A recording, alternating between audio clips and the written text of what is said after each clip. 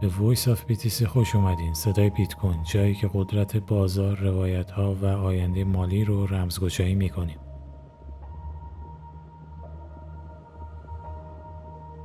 تا حالا شده روی کیف پول دکمه سند رو بزنی و از خودت بپرسی خب الان واقعا چه اتفاقی افتاد؟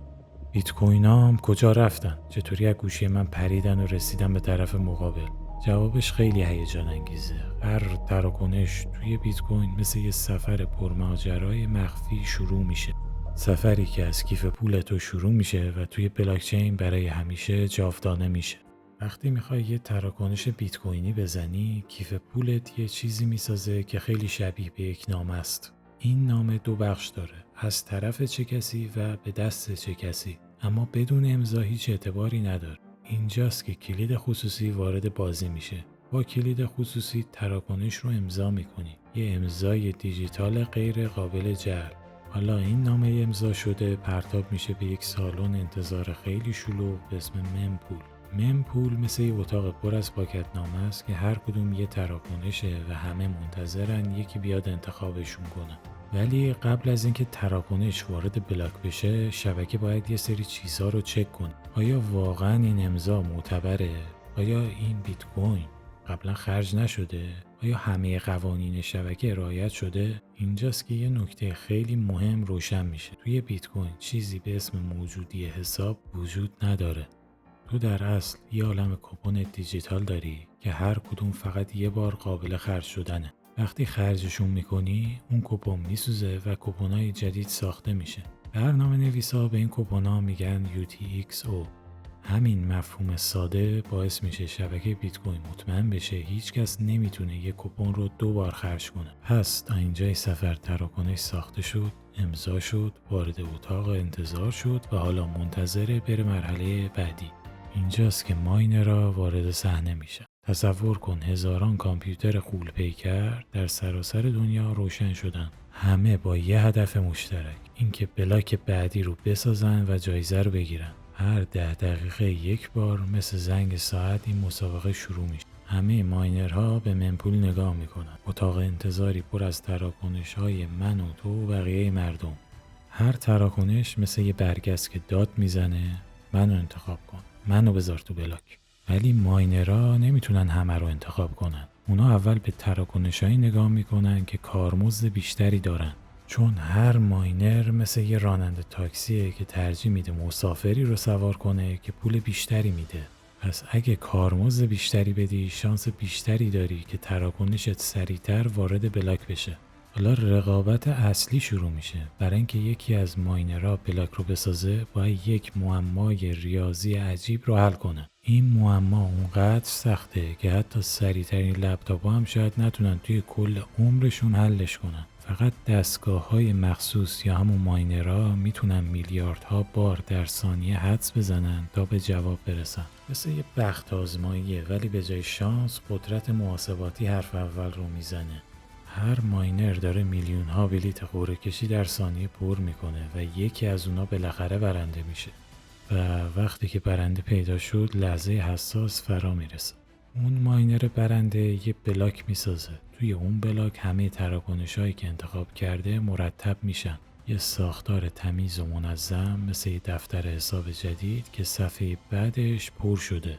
تراکنش تو هم اگه شانس آورده باشه حالا توی اون بلاک جا گرفته، ولی هنوز سفرش کامل نشده. این بلاک باید به کل زنجیره وصل بشه و درست همین لحظه است که ماجرا هیجان انگیزتر از همیشه میشه. خب ماینر برنده هم انتخاب شد، بلاک جدید ساخته شد، اما بلاک فقط یه جعبه از تراکنش ها نیستش. هر بلاک یه جعبه فلزی با قفل فولادیه و این قفل بلاک جدید رو به بلاک قبلی جوش میده.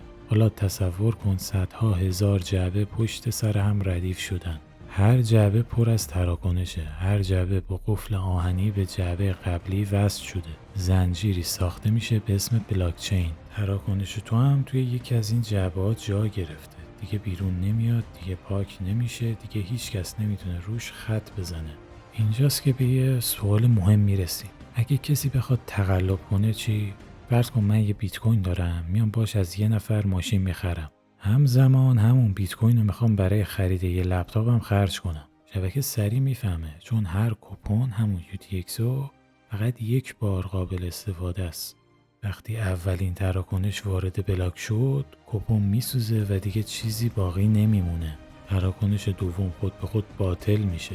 این یعنی دابل اسپندینگ یا دوبار خرج کردن غیر ممکنه. اما بذار بدبین ترین سناریو رو بگم. یه هکر بزرگ با میلیاردها دلار تجهیزات میخواد یه تراکنش رو تغییر بده. باید چیکار کنه؟ باید اول اون بلاکی رو که تراکنش تو توش از نو بسازه، بعد بلاک بعدی رو هم دوباره بسازه و همینطور همه بلاک های بعدش رو. یعنی باید از کل شبکه بزنه جلو. اینجا دیگه ریاضیات جواب میده. قدرت محاسباتی کل شبکه بیت کوین اونقدر عظیمه که هیچ کشوری، هیچ ارتشی و هیچ شرکتی توان رقابت باش رو نداره. یعنی حتی اگه نصف کره زمین علیه نصف دیگه بلند بشه، بازم نمیتونه بلاکچین رو از نو بنویسه. اینجاست که قدرت واقعی بیت کوین رو میفهمی. تراکنش تو فقط یه عدد توی برنامه نیست، یه حقیقت هک شده است. مثل یه سنگ نوشته روی دیوار یه معبد قدیمی که حتی با بمبم پاک نمیشه.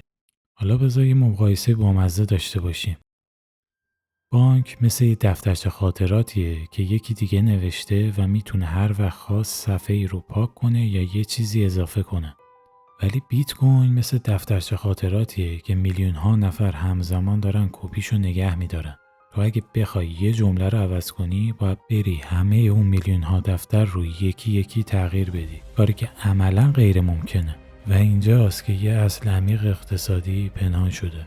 اقتصاددان‌های مکتب اتریش همیشه میگفتن پول باید خارج از دسترس دولت‌ها باشه. هیچ کس نتونه با چاپ پول یا تغییر دفتر حساب آینده مردم رو بدزده. بیت کوین دقیقاً این رو عملی کرده.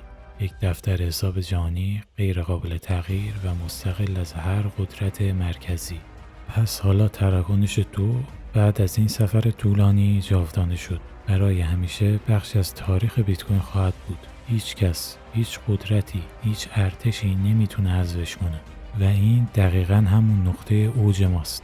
جایی که میفهمی بیت کوین فقط یه نرم افزار نیست، یه انقلاب مهندسیه. خب حالا دیگه میدونی وقتی دکمه سند رو توی کیف پول بیت کوینت میزنی، پشت صحنه چه سفر عجیبی شروع میشه. تراکنشت مثل یه نامه ساخته میشه و امضا میشه. میره توی ممپول، اون سالن انتظار شلوغ، ماینرها براش مسابقه میدن و در نهایت توی یک بلاک جا میگیره. به بلاک های قبلی قفل میشه و برای همیشه بخشی از تاریخ میشه. این سفر به ظاهر ساده همون چیزیه که بیت کوین رو شکست ناپذیر کرده. نه بانکی میتونه پاکش کنه، نه دولتی میتونه دستکاریش کنه، نه هیچ مدیر کلی میتونه بگه این تراکنش باید برگرده. و این یعنی برای اولین بار در تاریخ پولی داریم که قانونش از جنس ریاضیاته، نه سیاست. حالا سوال من از تو، اگه حقوق ماهیانت به جای عددی توی حساب بانکیت به صورت تراکنش‌های بیت کوینی ثبت بشه و برای همیشه توی بلاکچین بمونه، حس امنیتت بیشتر میشه یا کمتر؟ نظرت رو همین پایین برام کامنت کن، چون میخوام بدونم مردم بیشتر دنبال امنیتن یا راحتی. و یادت نره که این فقط بخش کوچیکی از داستان ماست. تو اپیزود بعدی میریم سراغ کیف پولها، جایی که میفهمی چطور بیت کوینت رو واقعا مال خودت کنی بدون اینکه هیچ کس دست بهش بزنه. تا اپیزود بعدی، این بود Voice of BTC، صدای بیت کوین.